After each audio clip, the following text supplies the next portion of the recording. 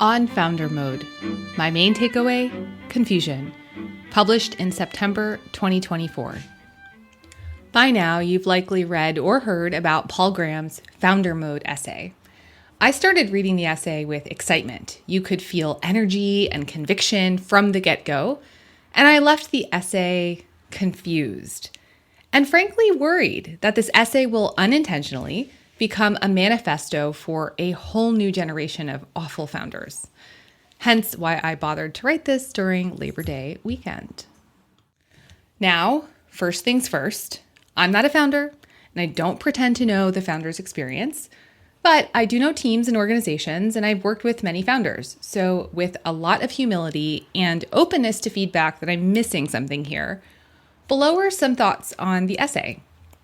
I think I understand Graham's core point, that creating and growing, not just an idea, but a group of people into a successful organization requires an approach quite unique from running an established company. Conventional wisdom is unlikely to help founders realize their vision, and many of the people giving advice don't get how different these early days actually are. We need better understanding of founder mode so that founders are better set up for success. This all makes sense to me. But that's where my nodding along ends and the crinkly lines of confusion on my forehead begin. Though I've not fully refined my takeaways, in the interest of not totally missing the moment, below are 3 points that initially jumped out, plus suggested reframes for each. Confusion 1. What the heck is manager mode?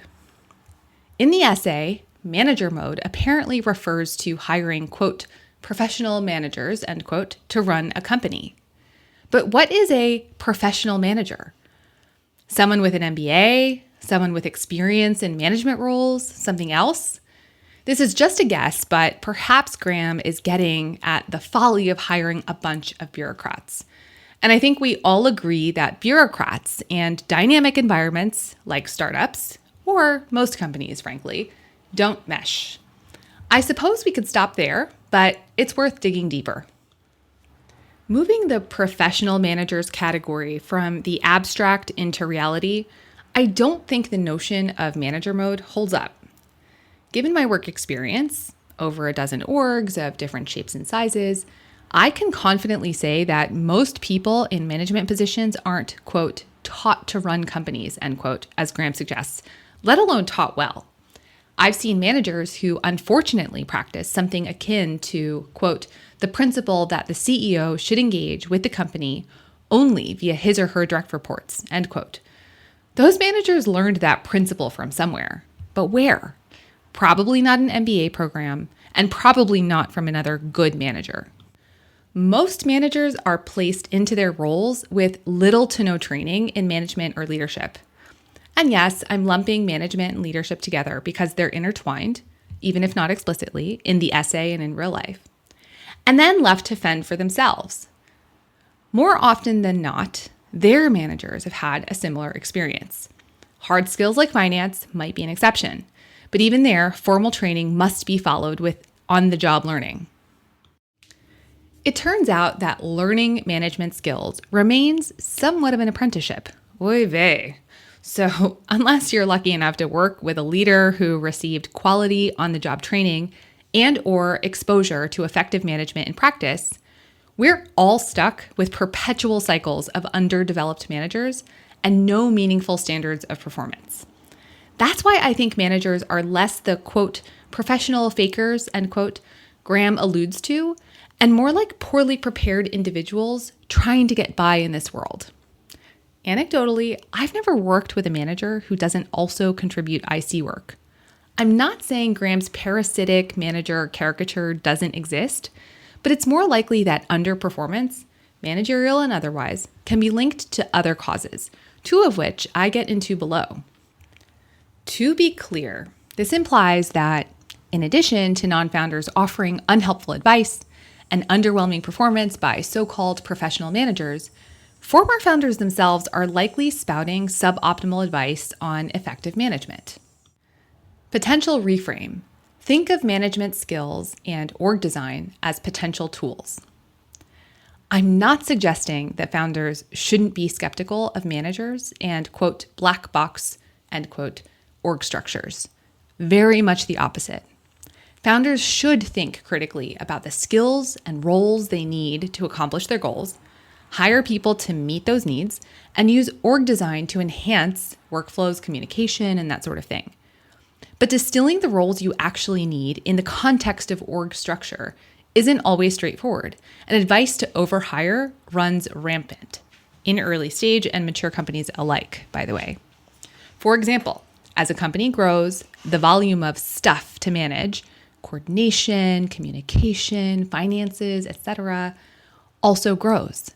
Should a founder hire people to manage the stuff, distribute responsibility among existing employees to manage it, or allocate resources toward designing processes and tools that help streamline it?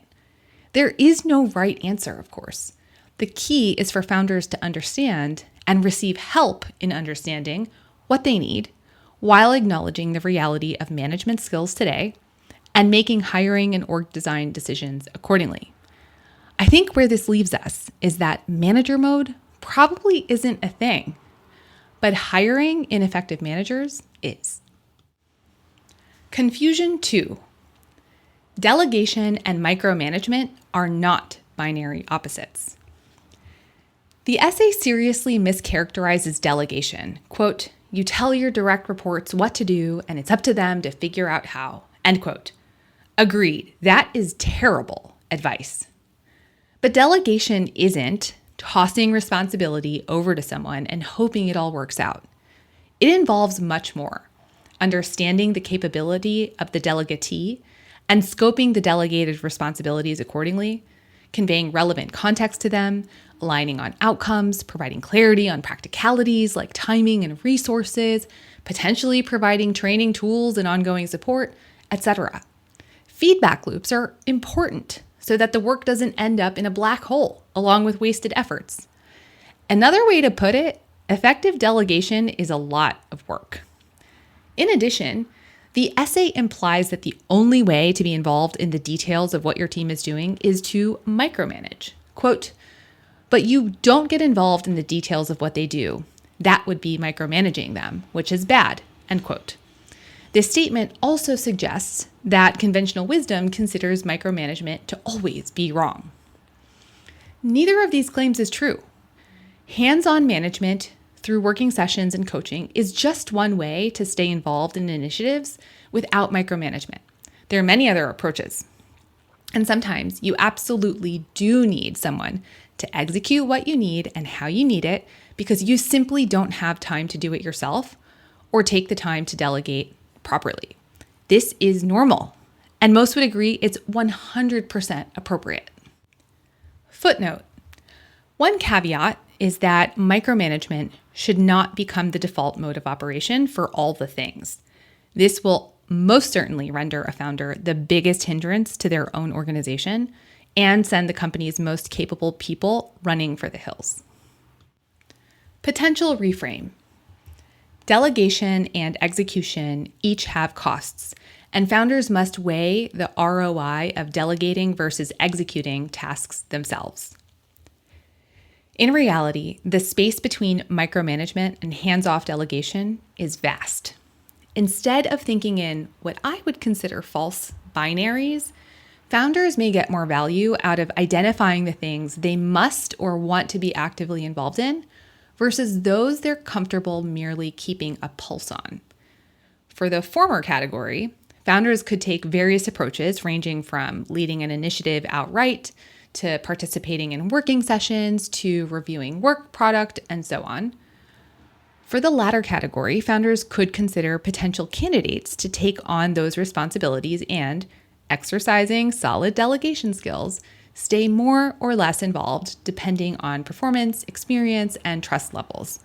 Over time, appropriate levels of involvement would likely shift, perhaps decreasing as trust grows, or perhaps increasing during critical moments for the organization. By the way, for what it's worth, all of these skills are core management and leadership skills. Confusion 3. Founders are not victims. The most confusing element of this essay was how it portrayed founders as victims of sorts. Without discounting Graham's point that founders get bad advice from people who don't know what they're talking about, he paints a picture in which founders have little agency and everyone is out to get them. Just glance at the language in the essay. Professional fakers, let them drive the company into the ground, founders being gaslit from both sides, everyone telling these founders the wrong thing. C-level execs, as a class, include some of the most skillful liars in the world. Headwind of bad advice. It starts to sound like there's a conspiracy founders are falling victim to. I don't know about you, but all founders I've met are courageous, enough to start a company.